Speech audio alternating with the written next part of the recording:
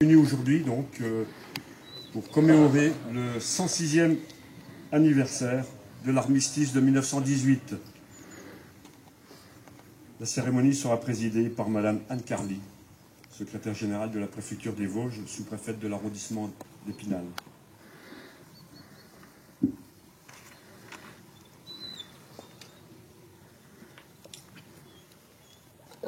Gardez-vous.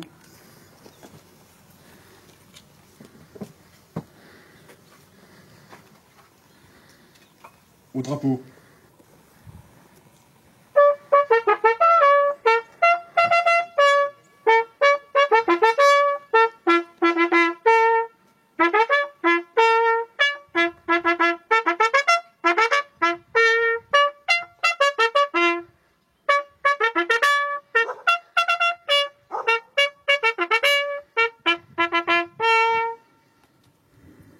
Drapeau. Message de M. Sébastien Lecornu, ministre des Armées et des Anciens Combattants, et de M. Jean-Louis Thierriot, ministre délégué auprès du ministre des Armées et des Anciens Combattants. Message lu par Mme Anne Carly, sous-préfète du département.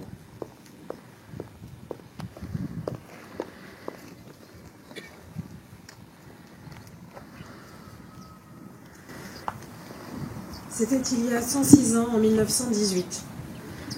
À la 11e heure du 11e jour, du 11e mois, de la boue des Flandres à la frontière suisse, les clairons égrènent les notes du cessez-le-feu.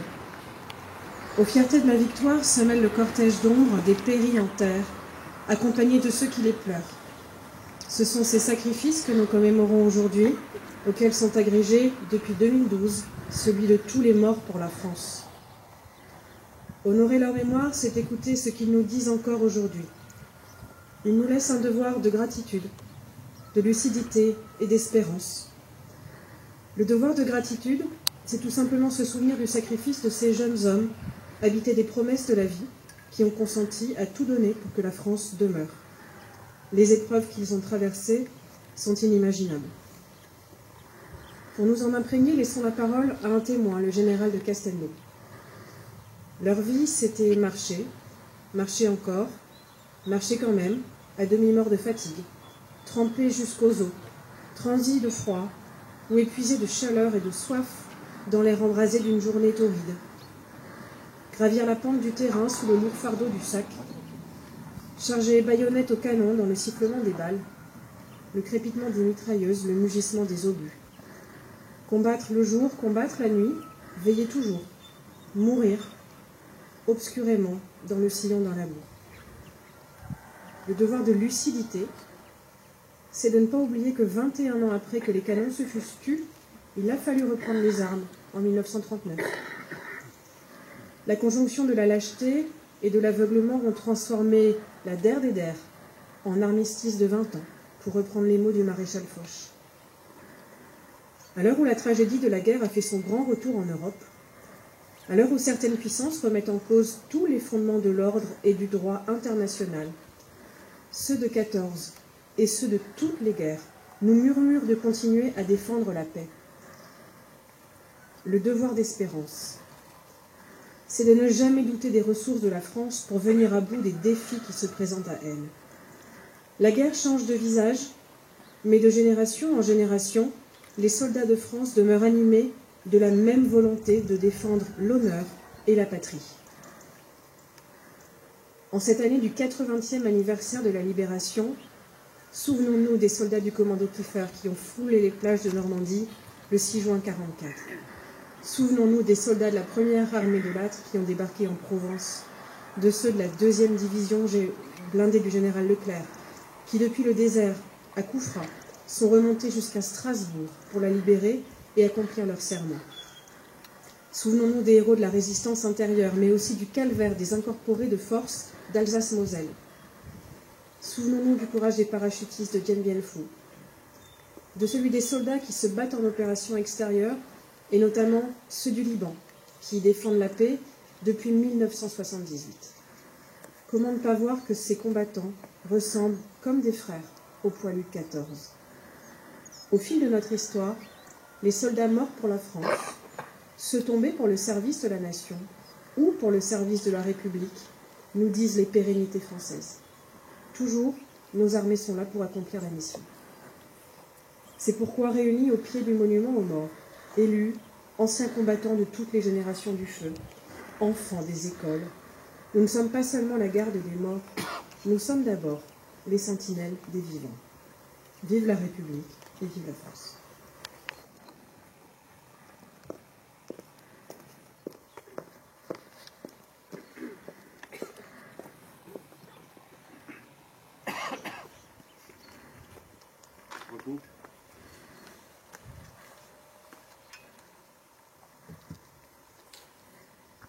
Gardez-vous.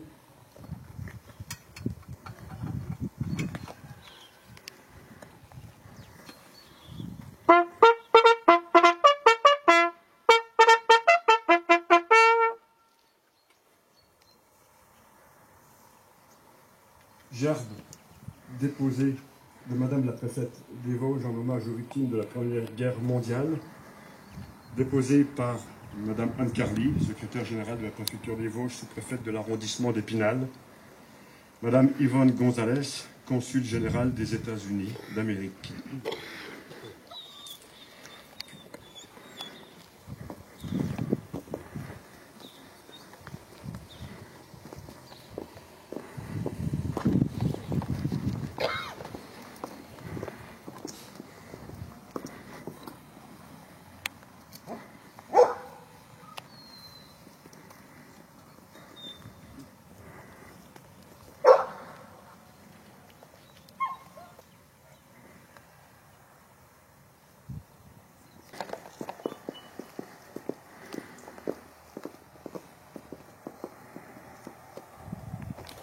Jarre déposé par M. Christophe Lemel, président de la communauté de communes de la région de Rambervillers et maire de Sainte-Barbe, représentant l'autorité militaire.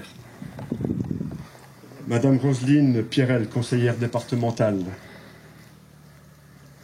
Adjudant-chef Godenia, commandant la brigade de gendarmerie de Rambervillers, représentant les autorités militaires.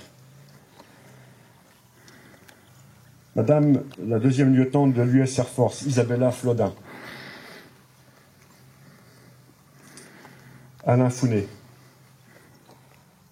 ancien combattant.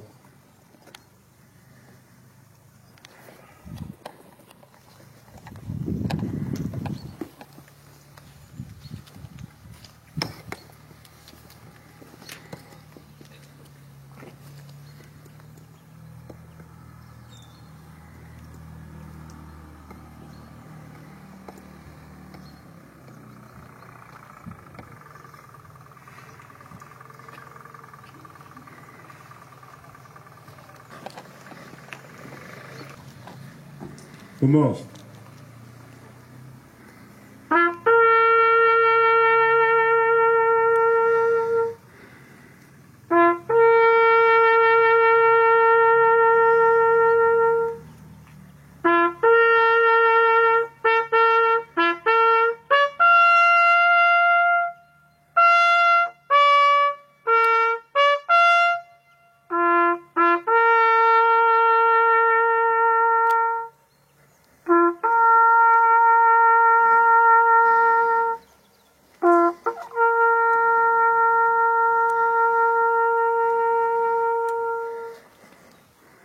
Minute de silence.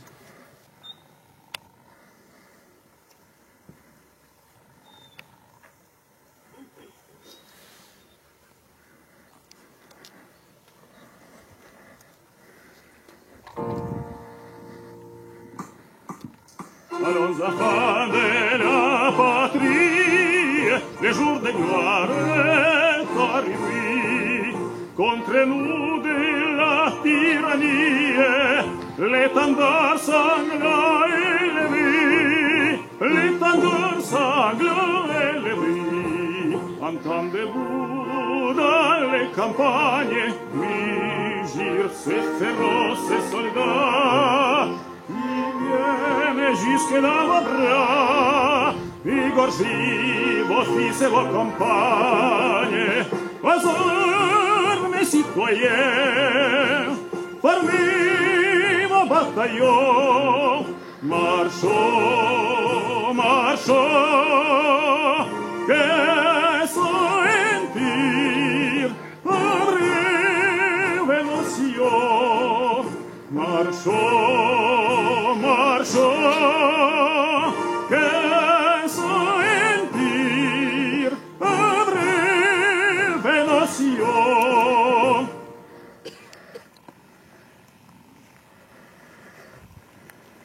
Repos. Je vous prie de saluer les porte-drapeaux.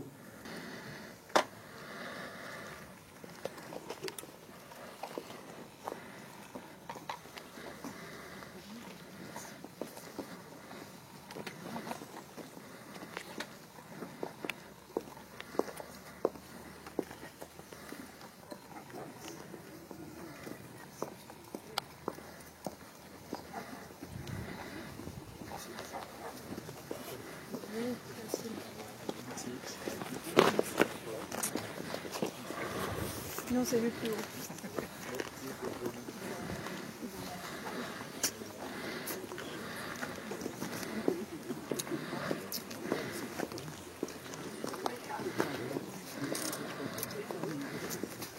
Vous avez une voix magnifique.